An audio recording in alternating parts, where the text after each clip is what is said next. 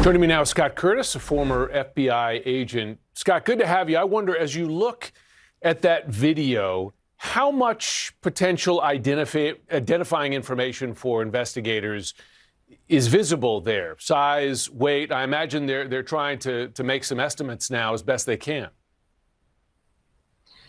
Yeah, they're obviously doing that, but more importantly, this is powerful images for the public to hopefully call in tips there, especially family members, friends, close associates of this individual who would know who this person is, no matter how much that individual conceal their identity.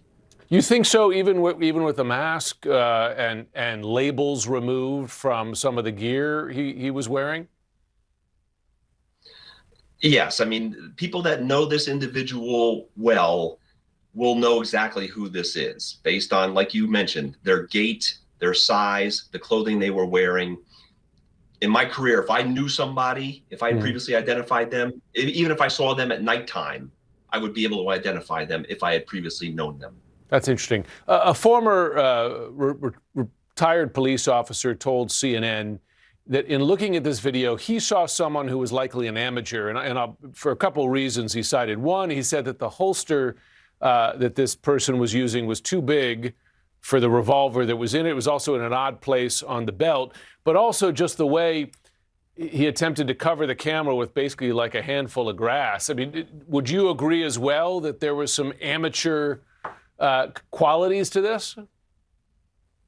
Yes, clearly. I mean, you mentioned the gun, the holster. He's had no firearms training to begin with here, because anybody that had training would have the holster on the side of their body there. The fact that he was trying to cover up the camera initially before we believe the camera was removed from the doorway there just shows that he maybe had done some general casing of the location, but he was not intimately familiar with details of security systems and video cameras that may have been there.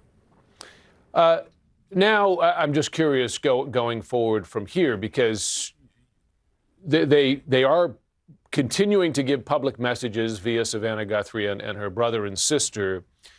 Based on the content of that messages, or even Savannah saying in her video today that they believe their mother is still out there, does that indicate to you that investigators are in contact with the suspect based on these communications that we've been aware of to some of the news outlets locally?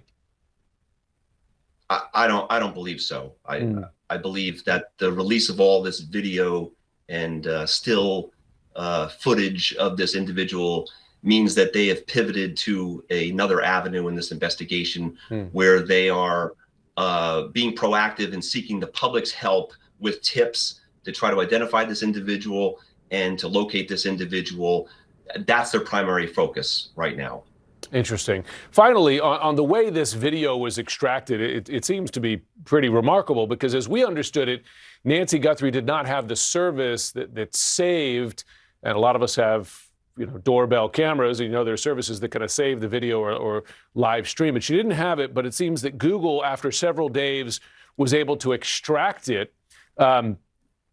Remarkable, it seems, isn't it? Yeah, it just goes to show you with modern technology how much of our daily lives is being recorded, whether we are aware of it or not. And luckily in this situation, even though the family may not have been aware of it, luckily it was recorded. And now this is very powerful evidence once we can apprehend this individual to be used to prosecute him. Yeah, well, let's hope that it leads to some good news for the Guthrie family. Scott Curtis, thanks so much for joining. Thank you.